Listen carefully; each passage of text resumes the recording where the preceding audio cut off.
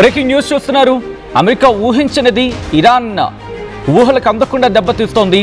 ఇటు ఫైటర్ జెట్స్ని, ఇంకొక ఫైటర్ జెట్ని కోల్పోయింది అమెరికాకు వరుస ఎదురు దెబ్బలు తగులుతున్నాయి. మరో F-15 ఫైటర్ జెట్ను కూల్చేస్తామని ఇరాన్ ప్రకటించింది. సౌత్ ఇరాన్లోని హార్ముజ్ స్ట్రెయిట్ దగ్గరలో, అంటే సౌత్ ఇరాన్లోని హార్ముజ్ స్ట్రెయిట్ దగ్గరలో F-15 యుద్ధ విమానాన్ని ground to air defence system ద్వారా కూల్చేసినట్లు ఇరాన్ ప్రకటించింది. ఇందుకు సంబంధించి ఓ వీడియోను రిలీజ్ చేస్తుంది. ఆ వీడియోను మీరు చూడడం జరుగుతుంది. RTV స్క్రీన్ మీద మీరు చూడొచ్చు. ఎల్లో కలర్ బాక్స్లో ఒక రౌండ్ కలర్ సర్కిల్ మీకు కనిపిస్తుంది. దాంట్లో ఒక చిన్న మిణుగు అంటున్న ఒక ఫైటర్ జెట్ మీరు చూస్తున్నారు కదా, అది ఇరాన్ ప్రకటించింది. మేము F-15 ఫైటర్ జెట్ని కూల్చేసామని చెప్పి దానికి సంబంధించి ఫుటేజ్ను కూడా రిలీజ్ చేస్తుంది ఇరాన్. ఇంతకుముందు F-15 యుద్ధ విమానాలను కూల్చేస్తుంది ఇరాన్. ఆ లేటెస్ట్ ట్వీట్ని మీరు చూడడం జరుగుతోంది. ఇరాన్కి సంబంధించి టెహ్రాన్ టైమ్స్ చెప్తున్న ఆ మాటలు మీరు చూడొచ్చు. An enemy's F-15 fighter jet was shot down by Iranian air defense system near Hormuz Island after being intercepted over the country's southern coast అంటూ కూడా రైట్ ఫైటర్ జెట్ని పేల్చేస్తామని చెప్పి ఇరాన్ చెబుతోంది. ఇంతకుముందు F-35 ఫైటర్ జెట్స్ని కూడా కూల్చేయడం జరిగింది ఇరాన్. అమెరికాకి ఇప్పటికీ 1,00,000 కోట్లకు పైగా నష్టం ఏర్పడింది. అండ్ ఎస్పెషల్లీ ఇప్పుడు ఈ F-15 గురించి మాట్లాడుకుందాం. ఆ తర్వాత ఎన్ని ఫైటర్ జెట్స్ని కూల్చేస్తుంది, ఎంత మేరకు నష్టం జరిగింది, ఇది మాట్లాడుకునే ప్రయత్నం చేద్దాం. ఈ F-15కి సంబంధించి మాట్లాడుకుంటే దీంట్లో చాలా రకరకాలు ఉన్నాయని చెప్పుకోవాలి. బట్ దీన్ని ఎందుకు తీసుకురావడం జరిగింది? అమెరికాకు సంబంధించి ఐ థింక్ యుద్ధ సందర్భంలో దట్టు ప్రపంచంలోనే అత్యంత ఫైటర్ జెట్స్, అంటే అత్యంత విజయవంతమైన ఫైటర్ జెట్స్లో ఒకటని చెప్పి మాట్లాడుకునే F-15 గురించి ఎప్పుడు తీసుకొచ్చింది, ఎప్పుడు డిజైన్లోకి వచ్చింది మాట్లాడుకుంటే F-15 ఈగల్, దీని డెవలప్మెంట్ వెనకాల యుద్ధ అనుభవాలు ఉన్నాయి, టెక్నాలజీ షేర్స్ ఉన్నాయి, అంటే టెక్నాలజీలో షేరింగ్స్ ఉన్నాయి, అండ్ గ్లోబల్ మిలిటరీ అవసరాలు కూడా ఉన్నాయి. 1960 ప్రారంభంలో యునైటెడ్ స్టేట్స్ వాళ్ళ ఎయిర్ ఫోర్స్ ఒక పెద్ద సమస్యను అడ్రస్ చేయడం జరిగింది. అదేంటది? వియత్నాం వార్లో America fighter jets F-4 phantom వీటి గురించి మాట్లాడుకుంటారు. అప్పుడు డాగ్ ఫైట్లో చాలా వీక్గా ఉన్నాయి, బలహీనంగా ఉన్నాయి. సోవియట్కి సంబంధించి మిగ్, మనకు కూడా ఇంకా మిగ్ కొన్నటి వరకు పనిచేశాయి, మనకు కూడా మిగ్లు పనిచేశాయి. అయితే సోవియట్ మిగ్ జెట్లతో పోటీ చేయలేకపోతున్నాయి. అదే టైంలో సోవియట్ MiG-25 లాంటి అడ్వాన్స్డ్ పవర్ఫుల్ జెట్స్ని వాళ్ళు తయారు చేసుకోవడం జరిగింది. దీనివల్ల యూఎస్కు ఒక క్లియర్ గోల్ అనేది వచ్చింది, మీ శత్రు విమానాన్ని గాల్లోనే ఓడించే ఫైటర్ కావాలి అని చెప్పి. సో ఈ ఆలోచనతో ముందుకెళ్ళింది. అప్పుడు 1965లో FX ప్రోగ్రామ్ స్టార్ట్ అయింది. దీంతో అక్కడ మెక్డొనాల్డ్, డగ్లస్, దాంతోపాటు నార్త్ అమెరికన్ ఏవియేషన్ ఇవి పోటీ పడ్డాయి. చివరికి మెక్డొనాల్డ్స్ డగ్లస్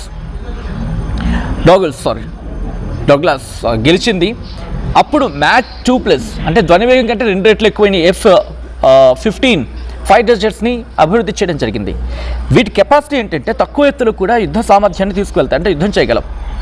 శక్తివంతమైన పవర్ఫుల్ రాడార్ సిస్టమ్ ఉంది, ఎక్కువ మిసైల్స్ని క్యారీ చేయగలదు. మొదటి ఫ్లైట్ July 27, 1972లో వాళ్ళు లాంచ్ చేశారు వీటిని.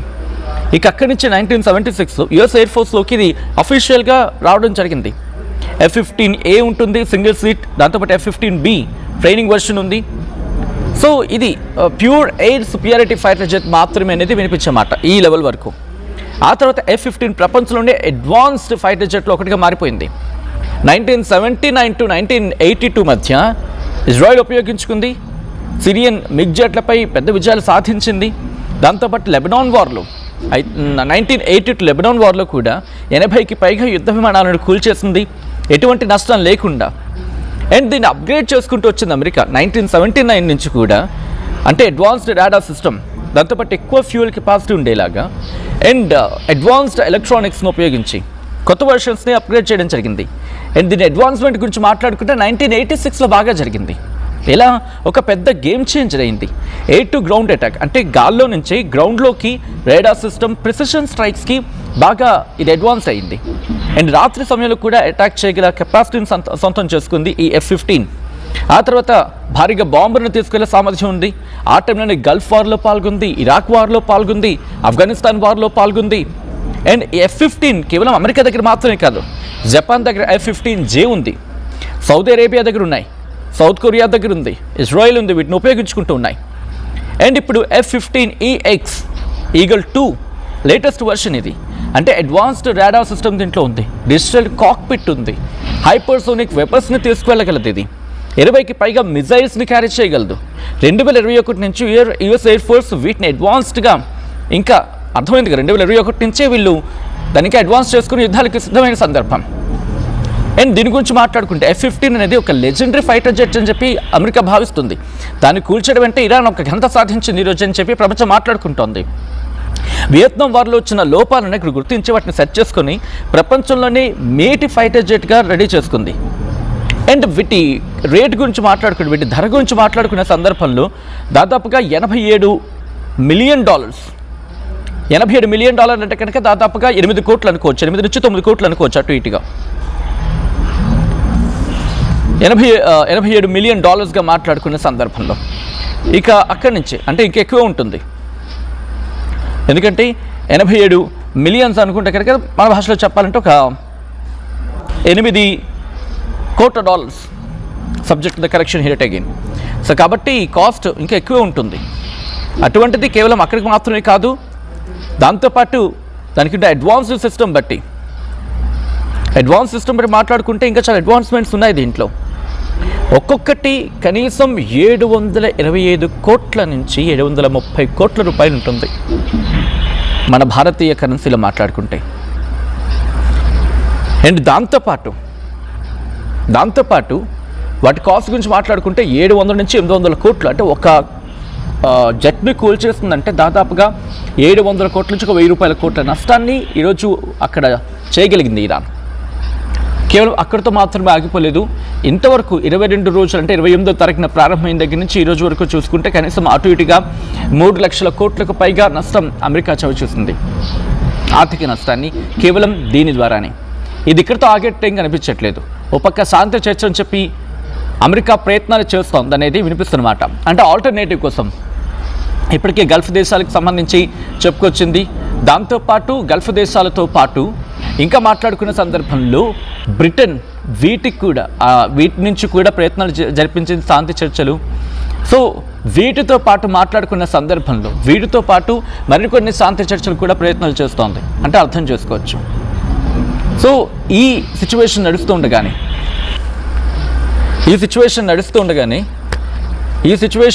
ఉండగానే ఇప్పుడు మరికొన్ని అవకాశాల కోసం ప్రయత్నాలు చేస్తోంది.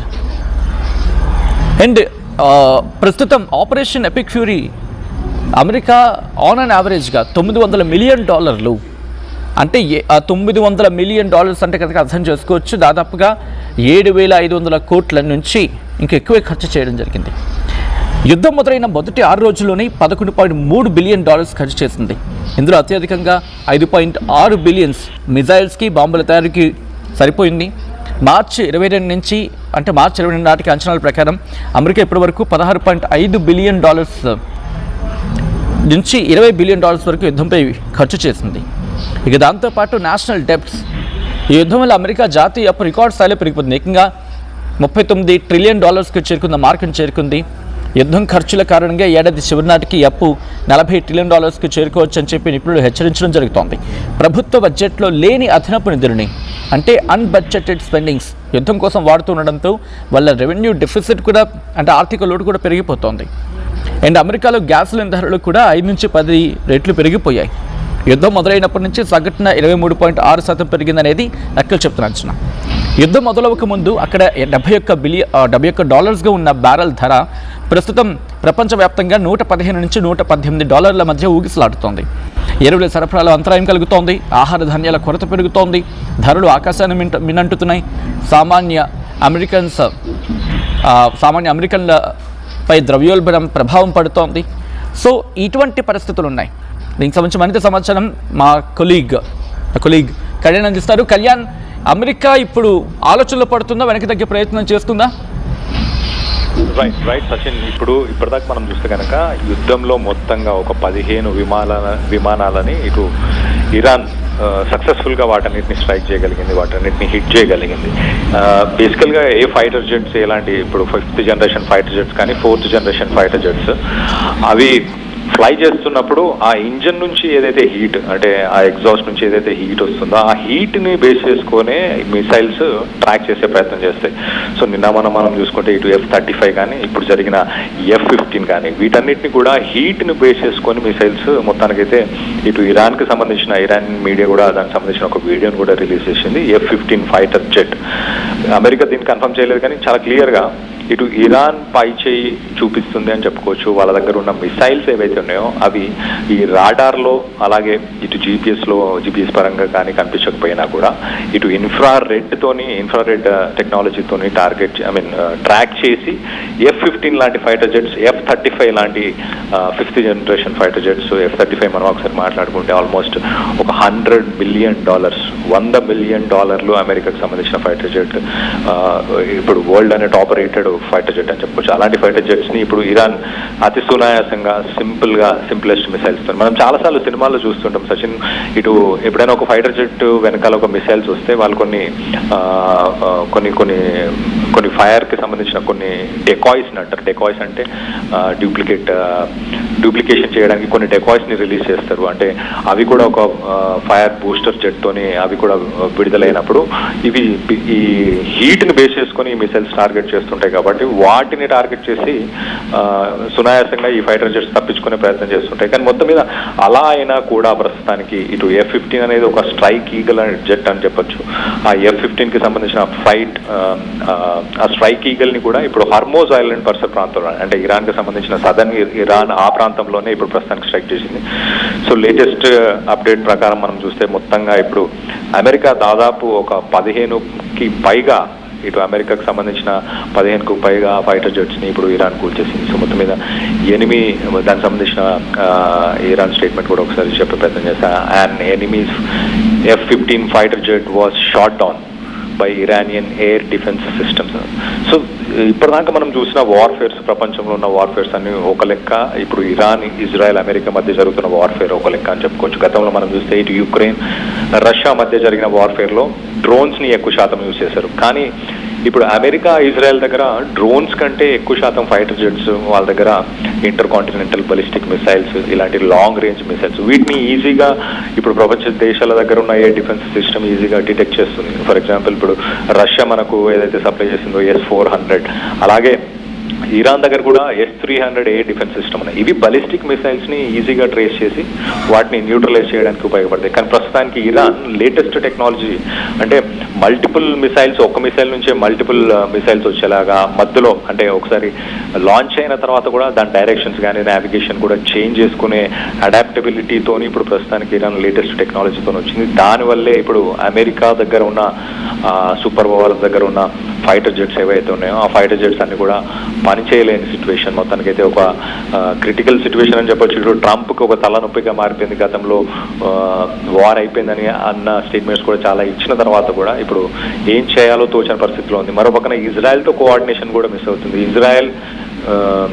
ఇజ్రాయెల్ అమెరికాతో కోఆర్డినేట్ చేయకుండా ఇజ్రాయెల్ డైరెక్ట్గా స్ట్రైక్స్ చేస్తుంది. ఆయిల్ రిఫైనరీస్ కావచ్చు, లేకపోతే పవర్ ప్లాంట్స్ కావచ్చు.